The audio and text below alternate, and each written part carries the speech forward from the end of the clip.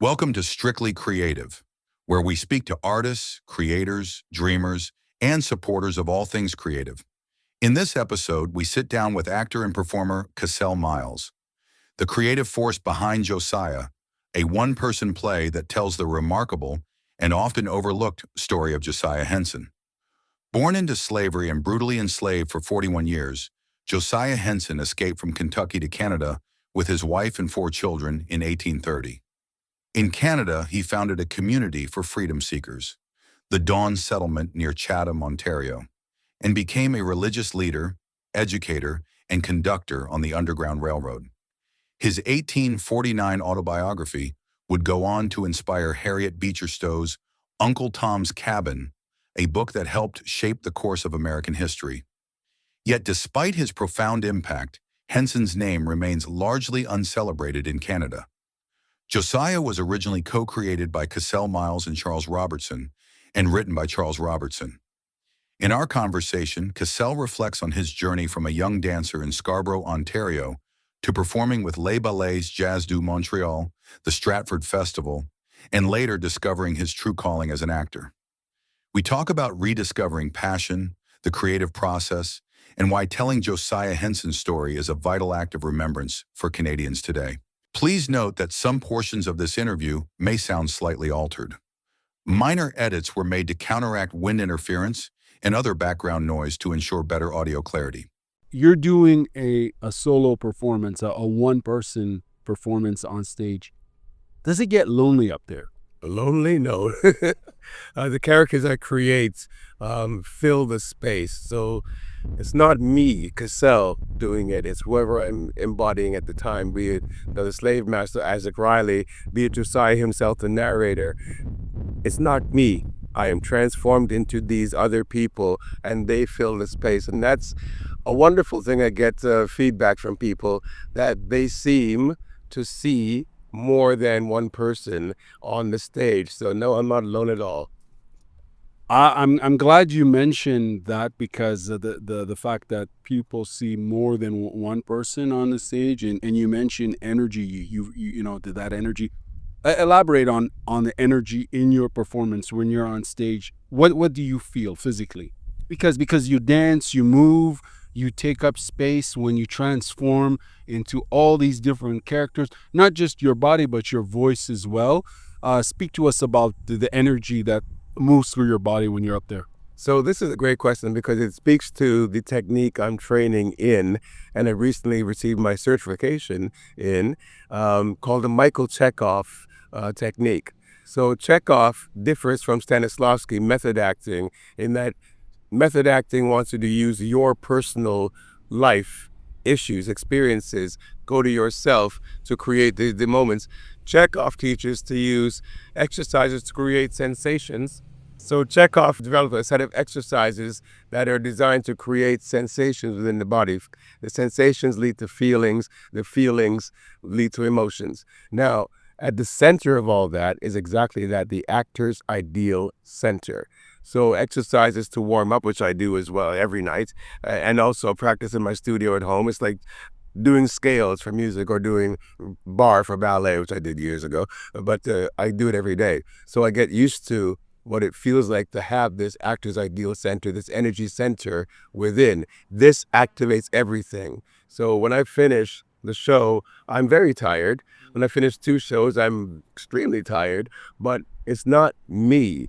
There's this energy flowing through. I generate the whole thing before the show in warm-up, and then it just vibrates all the way through. So every character is imbued with it. Every dance movement, everything comes through this actor's ideal center, this energy within.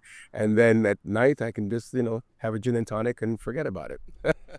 When you were talking about the center, you touch your chest. Is it like your heart chakra? No. Where's it coming from? Okay, good. No, this is part of why I'm about to start teaching classes in Kingston, but this is why it's important to differentiate. It's nothing to do with chakras, although he was a very, very spiritual actor and teacher. And he believed and understood that there's something beyond the tangible that is very real. And one of the things that we use is atmosphere. So where we are right now, there's a certain atmosphere, right? If a siren were to come blazing through, it would change the whole atmosphere, right? So it's nothing that we play, it's just, it is. And if you allow that to imagination, again, another Chekhov thing is imagination. So body, imagination, and voice, the three things you mentioned already, right?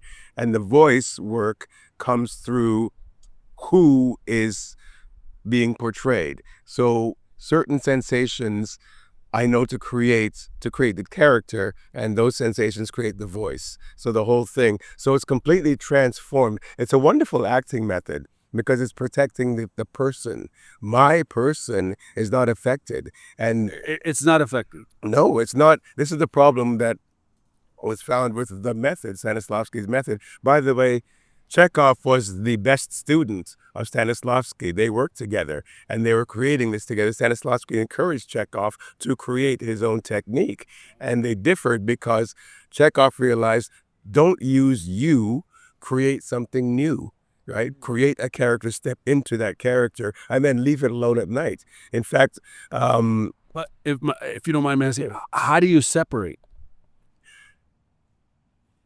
well, without seeming trite, you just do. It's not me. It's like putting on, and then taking it off. Exactly. So my warm up an hour before the show is a process where by the time I get to 5-minute call, my whole mindset, my whole vibration, everything is geared towards that show because I've put on that coat, that cloak, right? I put on that cloak, that vibration, and I'm ready now to go and share this with you. And when you mention where in the heart it is, Chekhov says it is 3 inches within. So if you imagine putting a hand on the front of your chest and a hand on the back of your chest, in between those two, that's your center, your actor's ideal center. And this engine churns throughout the whole show. So as I take my position for the start of the show, it's churning, and it keeps going. And my partner can tell when I get tired because it starts to slow down, right? And I recognize it now, and I can go pick it back up. But it takes a lot of energy, right? But it also allows for complete transformation. And I mentioned someone last night saw the show and said, wow, the talkback, she mentioned that. The slave owner, Isaac Riley, right? I don't sound like him. I don't move like him. I don't think like him. I don't lash anybody like him. But when it comes to creating that for the play, You definitely have. It comes across Yes. 110%. There you go. See? And I was there, I watched the display with you. Oh, sorry. I had I love it. Yeah.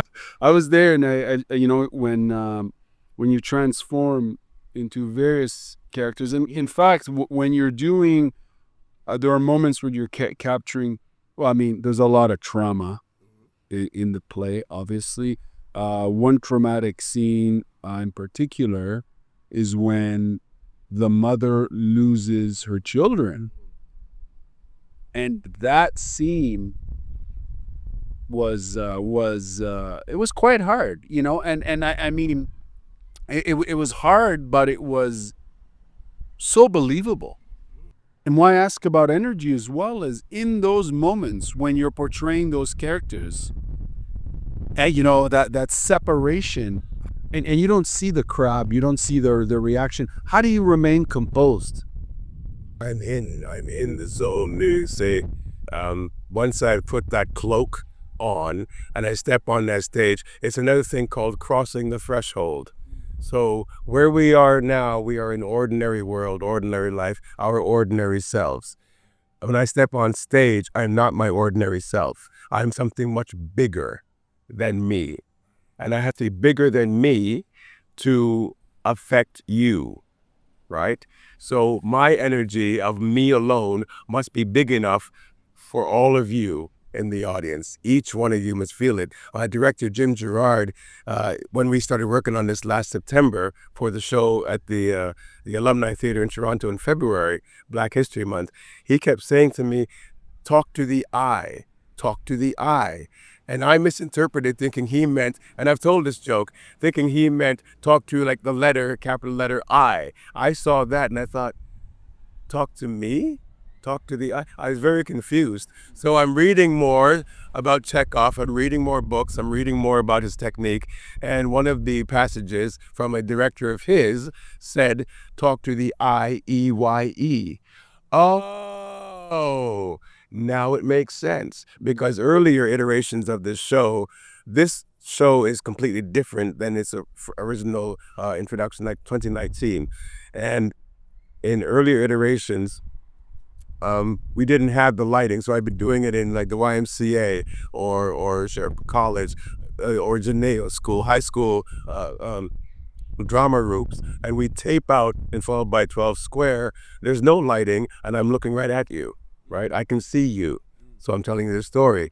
Now, with this iteration, these past two productions, they've been in professional theaters with full lighting, and I can't see, and I don't, without glasses, I not seeing much, so I can't see. I can see the first row, and I know that people are there, and I love the Gladstone. It's a beautiful little theater. Yes, oh wow. Yeah, I didn't know. When I was doing the show at GCTC in 2018, I would walk by there on the way. I was staying at is it Live or Live? That apartment thing up there on the hill by Gladstone, top of Gladstone. Live, L-I-V with a thing over top. Anyway, I was staying there, and I would walk down past the Gladstone Theater to get to GCTC. And I kept looking at this cute little building and thinking, wow, that'd be kind of fun to do a show there. And ta-da, here we are. You made it happen, eh? You made it. Well, I reached out to theaters, because after alumni, Sandy and I were looking to do more, and we wanted to bring the show, maybe do this iteration in Kingston, even though Kingston has seen the show twice already, plus during the Kingston Fringe. So they're kind of, Josiah it out, right? So it was decided by the team not to do this. And so we kind of sat. Well, Fendi's been Mr. Producer and reaching out to everybody, all the theaters across the country, everywhere. He's reaching out there. He's doing all kinds of work. And to get someone to take us on. And so I said, well, why don't we just do it ourselves again? And I wanted to do it in Ottawa, so I knew the Gladstone was there, so I looked it up, and initially I was told that I was too late for the season. And then a couple of months later, the email came in that if we're still interested, there's a spot open. And I thought, yeah, let's do it. Okay, great. So we met Robin Guy, and all that began. Robin is fantastic, yes. And she's the manager, right? Manager, yeah, Robin Guy. She's been such a wonderful supporter, and her energy is incredible. And her daughter Murphy came along as well. So it's a family affair, and it's fun and professional and impactful. And they have a presence there. I'm feeling presence here in Ottawa. Definitely, because the people coming apparently are, theater lovers. And when we went to the launch, we attended the launch of the season launch presentation, and I was up first, and I had no idea what do you want me to do? So there was another set of another production there blocking the entire stage. So we had this little square right down front, right in front of the audience. So at that level, that closeness, I don't know how I got from Robin Guy to this, but okay, we'll come back. At that closeness, with no real lighting, I was right there like I am now, looking at you, seeing the audience that close. So I did on a low situation where he doesn't move much, right? He just stands and tells you. But it was different because I could actually, understanding that what talk to the I, E-Y-D meant, like, oh, talk to you. Okay, now it makes sense. Robin came with her daughter for, was it opening night? Yes. Made her sales pitch, and then they had the most fun time, the two of them laughing and reacting all the way through the whole play. Oh, was that them laughing? Yes. And they were loving the whole thing. So, and there are little bits of humor woven in, yes. And the thing is, though, even though it's a horrible depiction of a horrible time in our history, it's okay to laugh every so often. Josiah certainly had to find time to laugh And he tells you, about his indomitability and about the fact that he never gave up. He just never did not think he could do it. So he did it, right? But I'm sure then he was very funny. I mean, the accounts I've read of him as well, he was very funny. Like his father, he was a storyteller and the center of attention. Yeah, so yeah. You've lit so many chapters from a dancer, actor, creator. When you look back, what did each chapter give you that you still carry today? Because first you began in dance, right? And now you're acting, you're creating. What did each creative chapter of your story teach you that you still hold on today? Great question. Wow. So dance aspect of it, I started that when I was 9 years old. And I'm now 60, and that passion is. You don't look 60, man. You look much younger. Why, I thank you very much. My body, though, it was totally different. And dancers' years being dog years, I joke about. There's lots of discipline learned through dance and understanding my body, how it moves, being able to be in every part of myself, my physical self. I studied modern dance, tap, jazz, and ballet. I had to learn all of it, right? So that's back in the day when I had to learn all of it, and I did. But what's held over to now is, as you saw in the production, my physicality is controlled, right? It's almost like a dance. It almost choreographed. I know exactly where my body needs to be in the space at that given time for that line, for that scene, for that whatever, transforming into the slaveholder, and his way of moving, transforming into another way of moving. The body, I know how my body moves, and that's from dancing, right? So I'm very aware of that, and I'm very grateful for that awareness. What I didn't realize until later in the dance career was that I was acting. Now, the first time that was brought to my attention, I was doing a show at the Limelight Dinner Theater in Toronto years ago, and someone came up to me afterwards and said, "You're an actor who dances." And I thought, what? Were you offended? No. I'd never heard that before. But then shortly thereafter, I was cast in the role of Belize in Angels in America at Canadian Stage. What the most challenging experience I had to that point. I come out of the ensemble of Crazy for You, as a dancer, singer, as the dancer guy, and suddenly I'm there, one of eight on this very strong ensemble, so in this amazing 2-part, 3-hour long each epic. It was like, wow, but I was acting. I didn't know I was acting, but I was acting because I never really studied it. I just kind of dancing, moving a certain way to music makes me feel a certain way, and that feeling comes out as some kind of, I don't know, emotion, something I didn't know what I was doing, I was doing, right? When the person pointed out to me that you are an actor who dances, it's like, oh, then I got the role of Belize / Mr. Lies, like, I was started going to test acting training on stage in front of people every night, making mistakes and figuring stuff out as I went along. And that led to finding my own way of doing things to get into that character. Right? I didn't have any process. I created one. The things I would do each night to get myself ready for the role. Things I would do backstage between scenes to prepare for the next scene. And one of the things I remember discovering, was putting my hands against the wall backstage and feeling the ball. And then I would say words about the character. He's motivated. He's grounded. He's mature. He's whatever. And I would feel those, like the wall is pushing back, and I feel those words go in. And I didn't realize I was already doing Chekhov. I was already doing Chekhov, which is a psychophysical. So your body and your mind work together. Your body creates sensations. Your mind interprets them as emotions or something. And you saw it, right? That was complete Chekhov you saw on that stage. Everything I'm doing is based on that technique. And so dancing influenced acting, influenced where I am now with Chekhov. It's wonderful. It just kind of flows. You once said performing wasn't fun anymore in relation to dance. Like, what made you walk away, and what pulled you back into the creative process? That's a difficult one.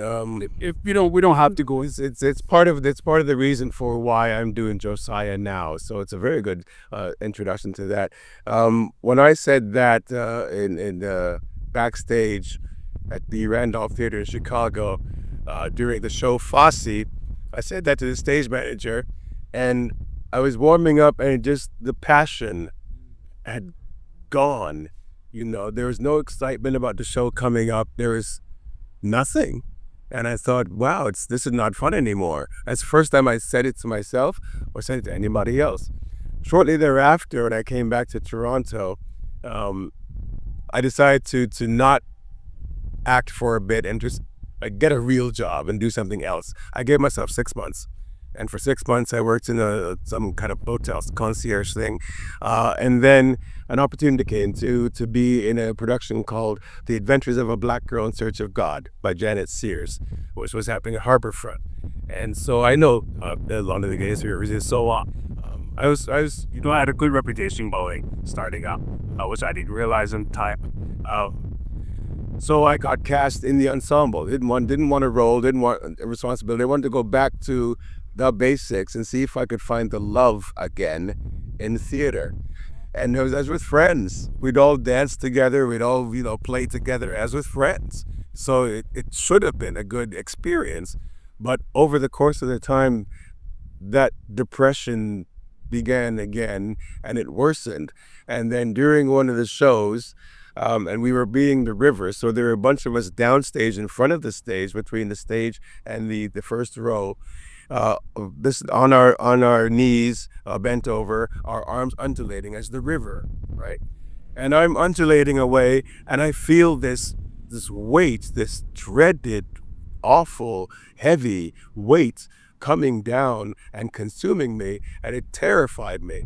And all I could do, I'm trained to keep going. We were all trained, do not stop. So I couldn't stop the scene stock. But as the scene stopped, without even thinking, I ran. I ran to the dressing room, I got changed, and I ran out of the theater, right? Yeah. And this was, it terrified me. I was so, later found out it was a panic attack. Like, this is before the time that we all knew about and would even open our minds to this idea, right? It was like, he's off, or he's weak, or suck it up, or he's this, but no one ever asked what's wrong. No one asked what's wrong. As just the door was shut.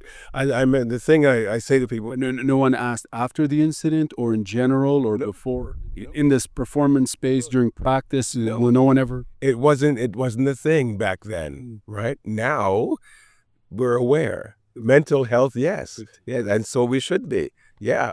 But this was right before it broke. The woman who won the Olympics, Clara. She was the Bell spokesperson for mental health. Yes, those ads came out just after this happened, right? They started right after, so I was ahead of the curve again. So who knew? But I remember that when I left the theater and the door slammed behind me, the stage door. It was February at the Harbourfront, Lake Ontario, and dark, cold, and quiet. And the stillness was like deafening. And I remember thinking, that's the end of my career. As the door slammed behind me, bang, I felt, oh, that's it. Now what'll I do? So I was back in my Riverdale basement apartment, and absolutely depressed. I mean, I said last night, yay, close to doing something stupid, but no, it never went that way, suicidal or anything. It just was really, really down. And I remember sitting in my wingback chair, which faced the TV, and the TV was always on, just going. And this documentary came on about a man named Josiah Henson. And they mentioned it was being filmed in Dresden, Ontario, which I knew Dresden. It was like by London, Chatham area. Oh, so this is Canadian? Okay. So, and I'm listening to his story about this man born in Maryland as a slave, and what he endured and how he escaped to Canada and what he'd accomplished in Canada while he was here. And I was like, who the hell? Who was this man?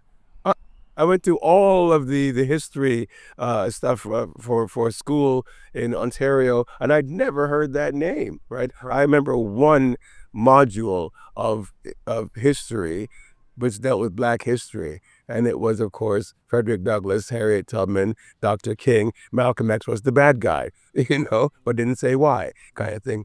What also got me was looking at those maps of the Underground Railroad, and they have these big arrows pointing up, from places, and they get to the border with Canada and stop. And I thought, so where did they go? What did they do? I'm here. Where did they go? Right. So what happened during watching that show is the result of the whole story, which is that I got up. By watching that, during that 1 hour, I got out of that chair. I stood behind the chair, leaning on it, watching, just captivated. I don't know what it was about him, but I kept doing it. It touched my heart. Something about that story resonated. Something resonated and made me want to do better, be better, like him, right? So I was standing there at the back, and I remember hearing over my left shoulder, I should tell this story, because if I don't know it, who else doesn't know it? Okay. And you should write a play. Well, I never considered myself to be a writer, so I just scoffed at that one. And you will do it when you're 60. I was 40 at that time. And I thought 60, I'll be dead or something. That's at 40 years old, 60 seemed like so far away. Well, now I'm 60, and discovered that working with Jim on this new iteration, that just narrated this version of his autobiography to be transcribed in 1849 when he was 60. So here we are, I'm at the right time now to do justice to spreading this great man's name to as many Canadians as I can. You should know this man. It's the reason why you and I, brother, can be here. One of the reasons, And so what is relevant today about this is, wow. Okay, we had the truck parade there. All right. Okay, yeah, go ahead. That's really fascinating, that you heard that voice and it was telling you that, you would be doing this performance at the age of 60. And here you are, doing it now. I want to quickly, if you don't mind, go back to the topic of mental health within the creative community. How, and it's 2025 now, people are informing themselves. Maybe they're more open. I think they're more open now, generally. They being Canadian culture seems to be more open to the topic of taking care of oneself, particularly as it relates to one's mental health. In the creative community, whether it's theater, whether it's dance, whether it's all things creative, what are your opinions on mental health in the performance scene? Is it something that creatives take seriously? Do they take care of their mental health? Do they talk about their mental health? Yes, absolutely. It's now there's awareness about it, about the fact that we've all been carrying such baggage around, thinking that it's only us kind of thing. And it was a stigma to say, I go to a therapist, and one was thought weak to not have, be strong enough. You can't handle the pressure. The pressure is enormous. The pressure of uncertainty, the next job, it's enormous. The pressure of trying to elevate your craft, to become better, to keep training while still, making a living, especially as the cost of living is getting higher and higher. It's like the pressure is enormous. And so, yes, there's people, it's going to affect people. That's why I say, thinking about the actual person whose life I'm depicting, living the way he did, it made me aware of the mental health of enslaved people. We don't think about that. We see images, either photos or images in videos and film of an enslaved person, but look at the pictures, look at the faces in the still photographs, look at the eyes, look at the sadness, look at the weight. I mean, there must have been all kinds of mental health issues. There still are, because we're the humans of it, we're still the same humans, right? And we just created different obstacles with the society and cities well, especially what's happening now south of the border. I can't even get there, but we're in this danger zone. So there's always alert, the social media and the pressures of that. And it's just, what's the cancel culture, the Karens, the everything. There's so much like, bah, bah, bah, bah. Yes, mental health is a huge issue. And the fact that we are now aware of it and it's not stigmatized, and I can proudly say, yes, I see a therapist that we have an appointment with him on Monday when I get back. Absolutely. Because there's a lot to carry, a lot to process, and one needs to speak to somebody about it to get some kind of honest feedback that can be used. And the industry now, being aware of it, takes into account how to help. So there are lines available to call in for assistance if you're like CAMH or so on. But if you need assistance, you could reach out and get it. It's available to you. And the CAEA, Actors Equity Association, Canadian Actors Equity Association, has a line as well where you can get help. And directors, the stage managers, they're all aware of this. So, and then if we just say to our fellow cast members, this is happening, we're all aware, right? So we've got your back. So there's spaces made now for people to manage their mental health. Yeah. Do you think creatives, people who are heavily involved professionally, to maybe more on the personal side, people who are heavily involved in their craft, are they more prone potentially? And I know this is maybe somewhat about you. I'm not trying to sound inappropriate or by any means when I ask this. This is from my own observation.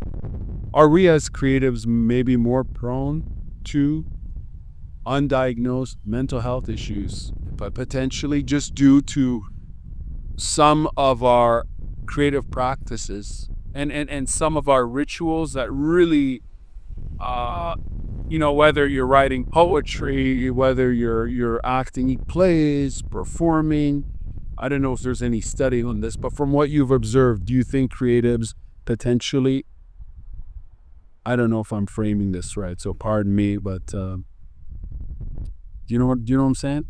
I think so, but what's coming to me right away is that I don't know that we can create a generalization like that about creative people being, well, it's already thought of, as being a little strange or there's many stories from artists, myself included, about being the odd one in the family, the only one that does this, whereas there are people that come from a full lineage of families and are in theater and entertainment. I don't think that there's any generality between creativity and mental health. There is more access, if you will, to the imagination for the artist, but I wouldn't say that's any different than, say, for the architect or the engineer or the surgeon. So it's not, mental health is a human aspect, the human thing. Here we go, double windshield. Yeah. Mental health is a human thing, so it does not matter what you do or how you come to get your inspiration. Yeah, I don't think it's got to do anything with mental health. There's a lot of therapy that comes from performance, right? People, there's creative therapy, there's art therapy where people use art, even drama, to heal themselves, right? I know Concordia University has a program on drama therapy where therapists essentially are actors who use the the creative milieu of performance to assist people. I think Concordia has a program on that, and also a visual arts component as well. So art has a lot of benefits, obviously, in terms of entertainment, but also healing, absolutely. And I apologize for dancing around that topic of mental health. I think it's something that I see in everything. If it's in sports and in arts, it's who we are as humans, our mind and our body. But I'm going to move on to the next question here. When you're building a show, how do you know it's done? Or is it never done? Because you perform, you perform these plays, you've danced, you've acted. When do you know, when you're drafting and putting the idea together, when do you know this is done, this is good to go? Okay, so my experience before Josiah was always performing an already done, produced, published play. So that was done. Right. We could not change that. Creating Josiah, when Charles Robertson and I began this work in 2018, Charles Robertson was the co-artistic producer of Model 3 Productions back then. And I was doing a show called Vanya and Sonia and Masha and Spike for them. And I got to meet Charles and started talking about it. Charles is a writer. And so I told him about my wish to write a play about Josiah Henson. And I told him about Josiah Henson, and he said he'd take it on. And then that was, basically a shrug, and I'll do it. And I thought, okay. So we left it at that. That was the thing, June and July. And in October of that year, November 2018, he came back with the first draft of Josiah. But it was a different Josiah Henson from Slave to Savior was the original title, because we thought to do the whole story, but he realized that the whole story is 2 plays, right? So he actually initially decided we're going to do a trilogy, 3 plays to tell the story. So when we began to actually work on it, I did a first reading in December 2018, and then it was decided to do a workshop presentation of it for 2019, February, at the Baby Grand Theater, the Studio Theater in Kingston at the Grand Theater. So we went into rehearsals right away. Now, the rehearsals for a new script where I have no idea, first of all, the concept. One person, never done that before, in a square of lights 12 feet by 12 feet. No set. No props. One costume, a cap, and a handkerchief. And a bucket. And a bucket. And you're going to create a whole world, several worlds in there. And as you can hear the way I'm saying it, it's like, what? That's awesome. I came from the world of hydraulic sets and things flying and props everywhere, and nothing. So we began working on it. And the big things that we worked on was the transitions into the characters, right? I had never done that before. I don't know. So we just had to work until he would coach me in figuring out how to get from this one to that one. And initially, what he had me doing was from standing in one position, going from this into that, right? So I learned to do that. Ironically, when Jim and I started working, Jim said, no, don't go from this into that, go from this step into that, which was my initial instinct way back when. So I thought, okay, we'll get there. Which, by the way, sorry to interrupt the transformation when you do the shifting, love it, man. It really, we can feel the character, we can see it, we can feel it. It's especially when like the tough parts of the plays with some of these characters, like the slave master and whatnot. Yeah, you can feel the heel, like in pro wrestling they use the term heel for bad guy. Like the heel, like demeanor, your body language, the way it transforms and jumps at you. It's please continue. All I'm saying is the transformation really does it from the spectators. Yeah, it was great. So I guess we're glad to hear that. Thank you. I'll pass it on to Jim as well. So yeah, the first show I did in the Baby Grand was, aside from Angels in America, then the hardest thing I had ever done. And one person, and the way the script was, there was a lot of moving around. What Jim and I did with this one was really pare it down. So take all the extraneous away, so it's one straight line going right through. We never let you off the hook. You have to know what's next. There's no going off here and diverging, which was in the original plan. There was no real format. This was new for Charles as well, this format. And so we created that together. He would write something, I would review it and try it and say, what do we try it this way? And then he would adjust it. And then we just kind of tweaked the whole thing as we went along. And then after he would watch it and I would play it, and then he would come back with a revision of something. So he thought that maybe some characters should be shortened or diminished completely. Some should be added. So I'd have to learn another person. So we did this now at the Red Sandcastle Theater. So Rosemary Doyle, who is the artistic producer of Theater Kingston and a friend of mine as well, she saw the show and offered her Red Sandcastle Theater in Toronto to do the show. So February, first time doing it. May, now we're doing it in Toronto.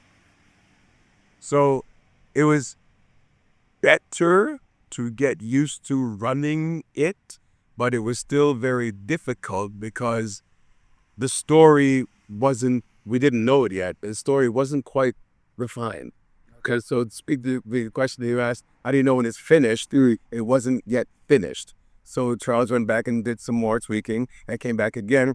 We did another version for the Kingston Fringe in July.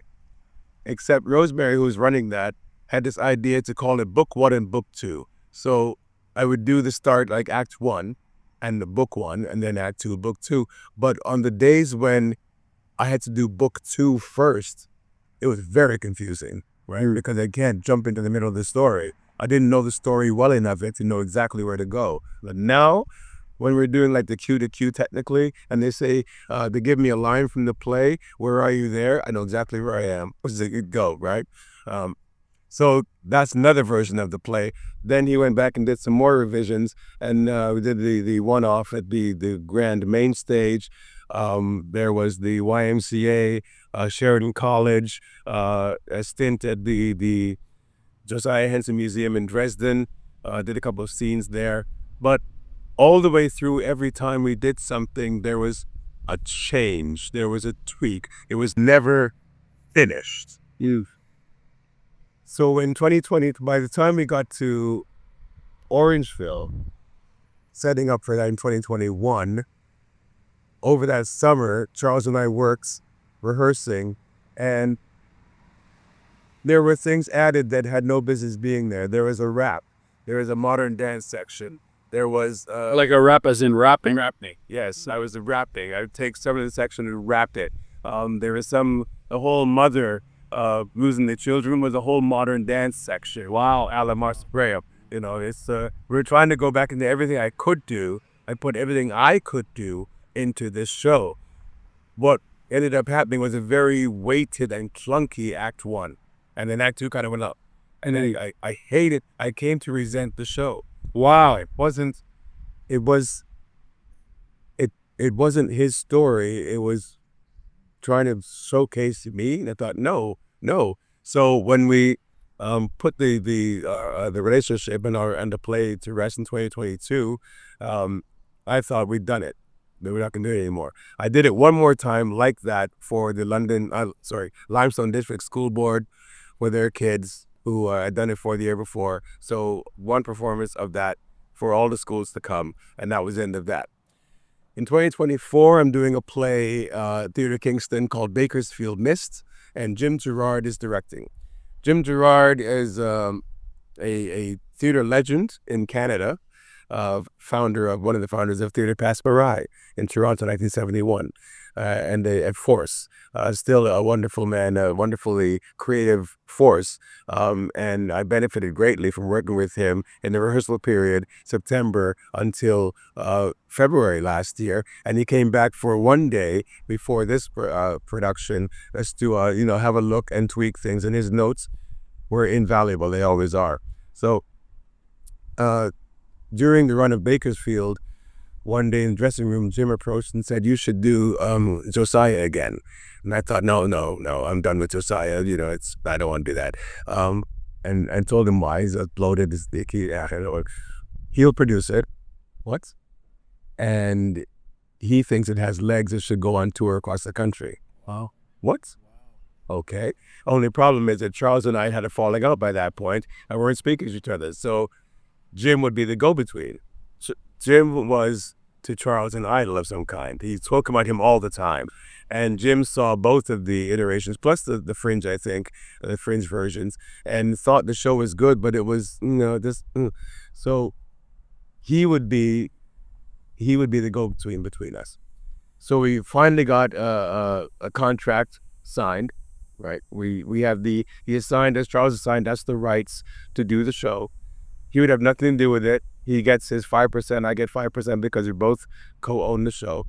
And that would be that. And then Jim and I began actually working together.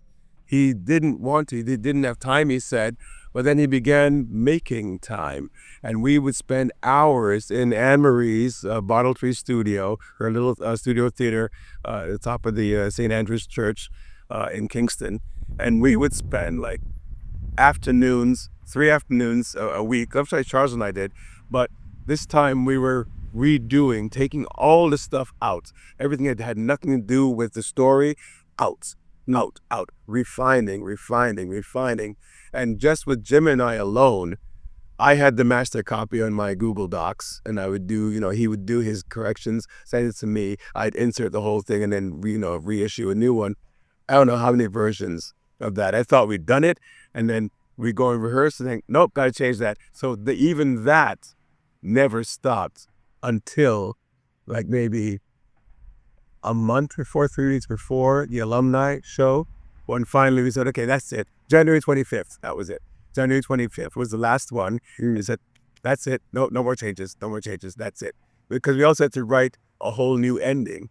So Charles had only written up to the point where Josiah and his family crossed the river into Indiana, and the play stops. And people kept asking, so how did he get to Canada, right?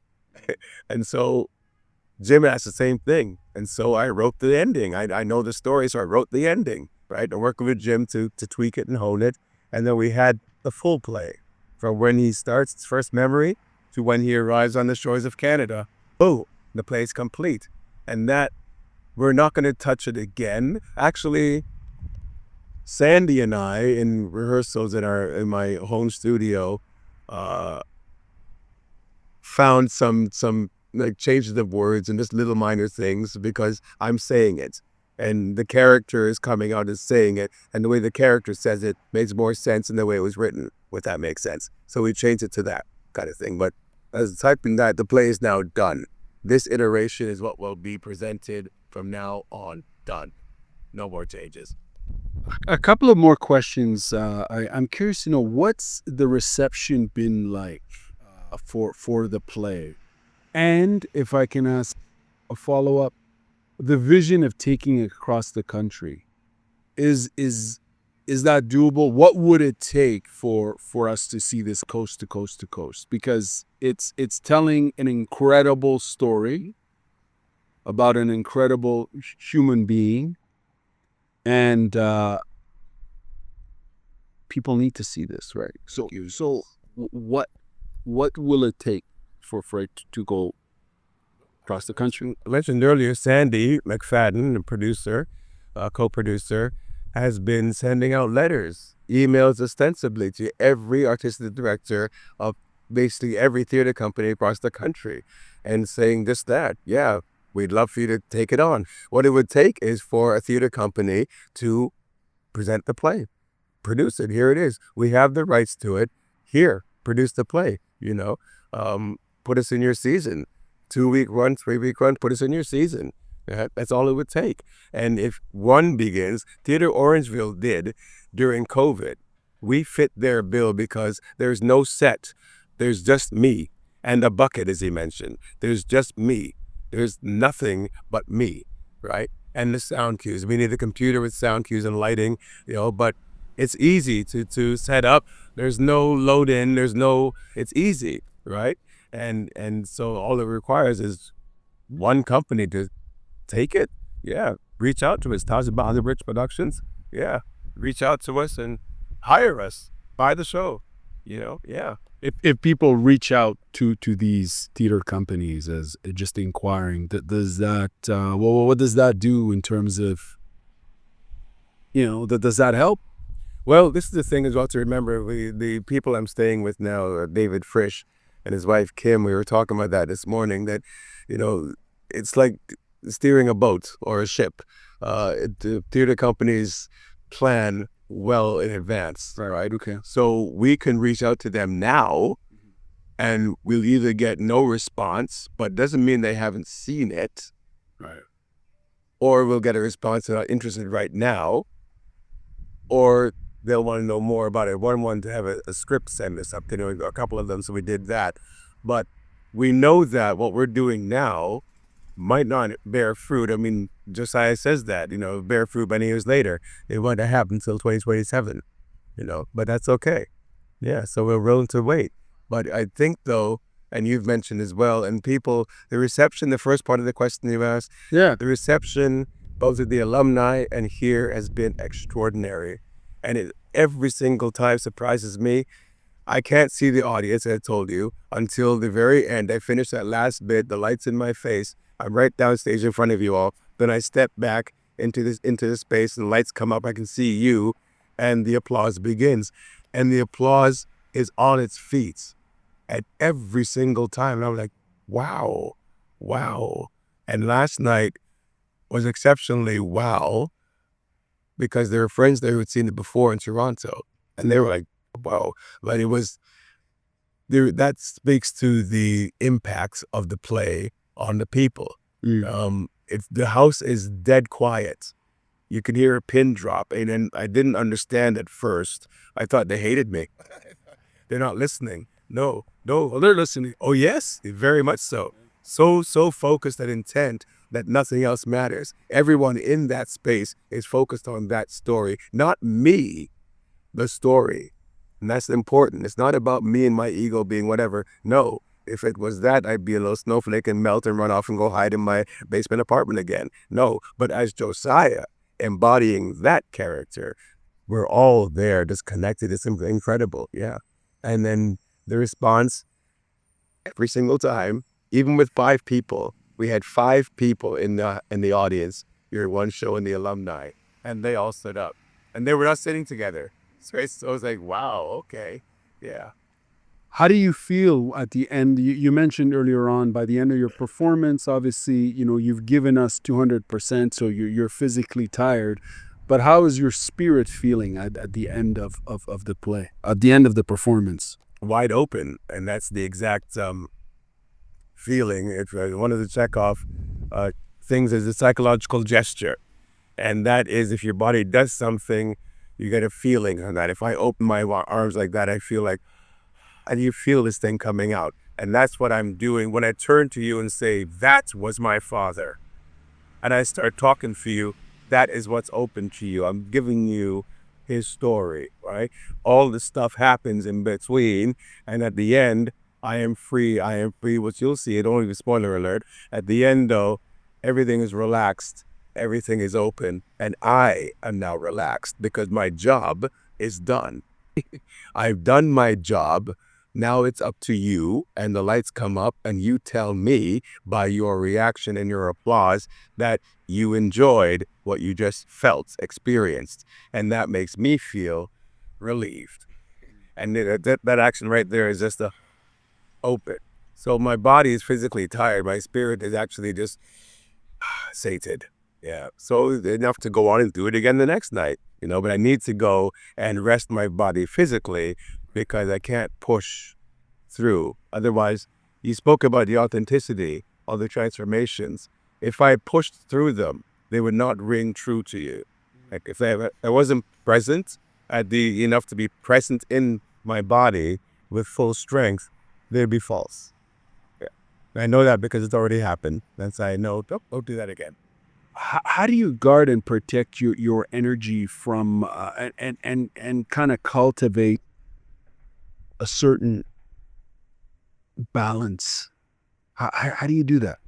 Breath work and meditation. So here's another thing about mental health. I had a run-in with alcoholism. So I'm an alcoholic. I should be at AA, but we are managing.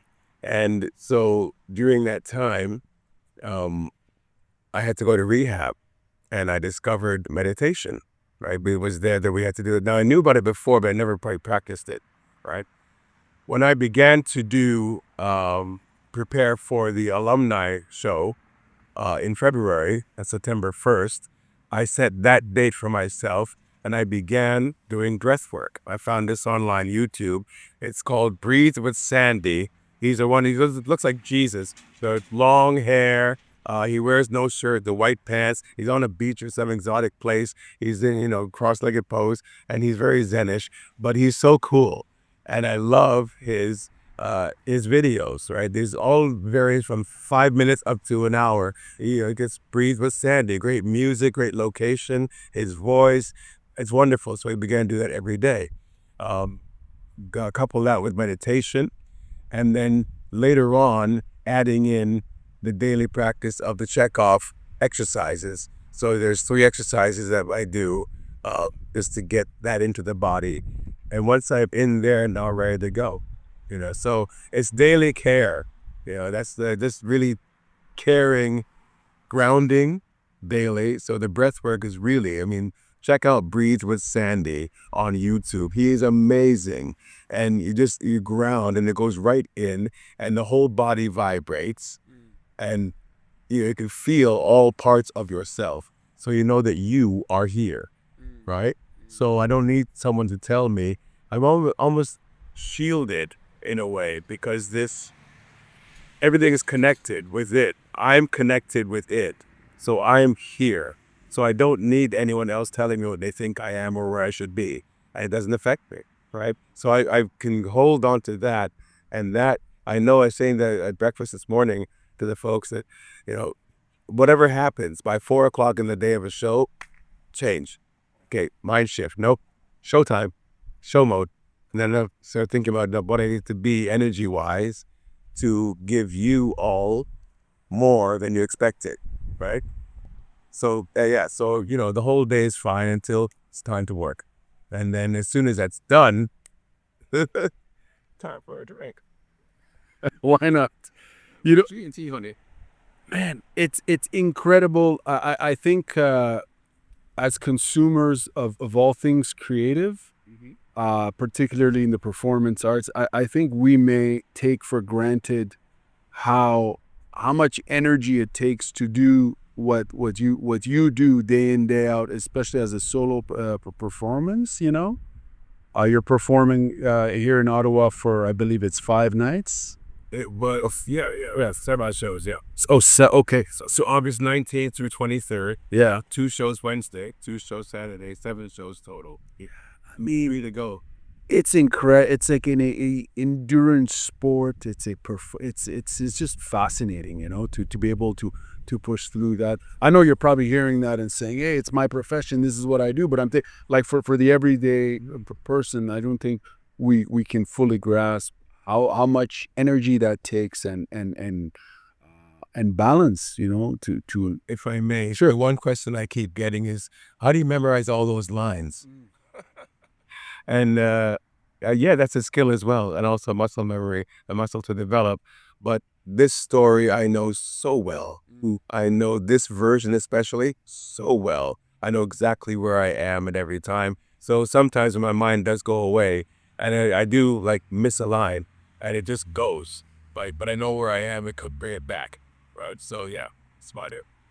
I have a few quick ideas where we're going to wrap up soon, but I think hearing you speak about the play and obviously your time in the creative milieu, I think you could also do like a lecture series across as you're performing, and not to add to your, but you know what I mean. Like you can tap into the lecture community, whether it's through the university community, uh, as a way to kind of also tap into a different sort of audience to kind of augment the effort.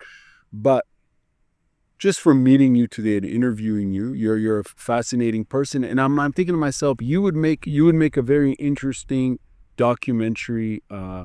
Like I don't know if a documentary profile's ever been done on you in terms of telling the behind the scenes of this play and the Josiah story. It would make for interesting content, I think, to go along. You know what I mean? To the kind of Cool. yeah, to build up on the story and generate more interest, because I think you have a lot of potential different ways to kind of content produce and promote the story and the performance. There's an academic, historical angle to the story. There's a cultural one. There's a performance one. There's so many layers there, and there's your story as a performer in it.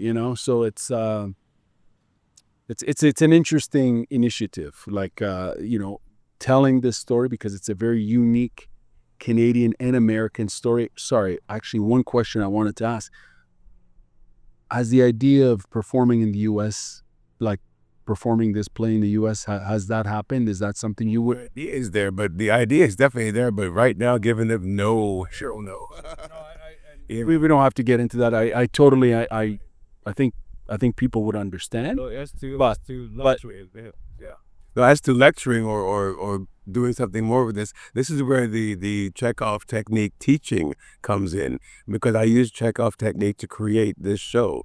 So I'm going to begin teaching in Kingston, September, teaching the technique and the tools of the technique, which can be used for, of course, everything, right? So it's not necessarily about talking about him, Josiah Henson, and the show Josiah, but the technique of creating those characters, of creating characters, right? So I'm going to be teaching that, and that's my way of getting it more out of the production than just like doing it, like me doing it. Now I can show you how you can do one like it for yourself, kind of thing.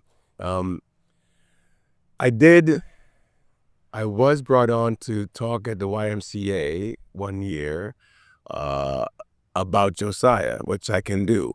But then they asked to talk about something more the next year. I was like, no, I'm not an academic. I went to Sheridan College, and then I went to New York. And I started working. So yeah, I love to read about things that interest me, and I've read everything from and about Josiah Henson that I can get my hands on. And my home library is stocked, and I have a lot of Black history that I've had to delve into and understand the Canadian Black history and how much slavery was here. I was like, oh, really? Yeah, and understand how the Underground Railroad came up here, and so. Yeah, so there's things I can talk about with Josiah, but I think the first foray into anything more is to learn how to be a teacher on this technique that allowed me to create this show. One last question for you. As a creative, what's the most important thing we need to remind ourselves as people who create art? What is that most fundamental thing that you would say you go back to as a principle to create? Well, it's going to sound corny. But nice roundabout way to end it, though. The sweatshirt, believe, right? That's why I got it. That's why I got the poster, which is hanging in my studio. That's why I have the sweatshirt, because I need to believe in myself, believe that I can do it. And that's part of the Chekhov technique as well. If you believe that you are in by the ocean right now, you're by the ocean, and you believe that there are waves washing on the shore, and you believe that you are there, I'll believe it too, right? But you have to believe it first, feel the atmosphere, and whatever the scenery is around you, you believe, and then you'll do it. The belief is also deeply implanted. This is lines from the show as well, in the breast of every human being.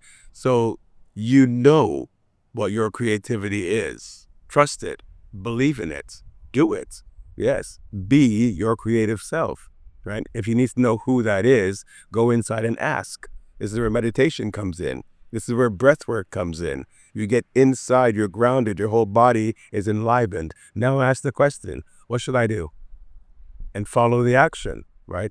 Don't second guess the impulse, follow the impulse, because that's your creativity talking to you, right?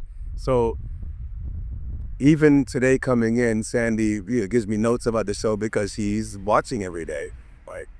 And he'll note that a certain character delivered the line a certain way differently. Why? I said, well, that was the impulse, right? When I'm in that moment as that person said it that way.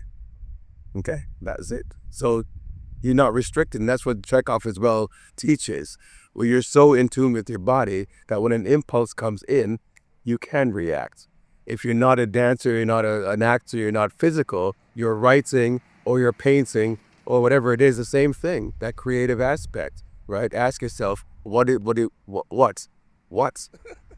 And believe the answer. So for Ted Lasso fans, believe. Thank you very much for your time. Absolutely, my friend. Thank you. A pleasure to talking with you. You've been listening to Strictly Creative, a podcast that explores the stories and minds behind creative expression. A special thanks to Cassel Miles for sharing his journey and for bringing Josiah to life on stage. For upcoming performances, visit casselmiles.com. To learn more about upcoming performances at the Gladstone, Ottawa's home for independent theater, visit thegladstone.ca.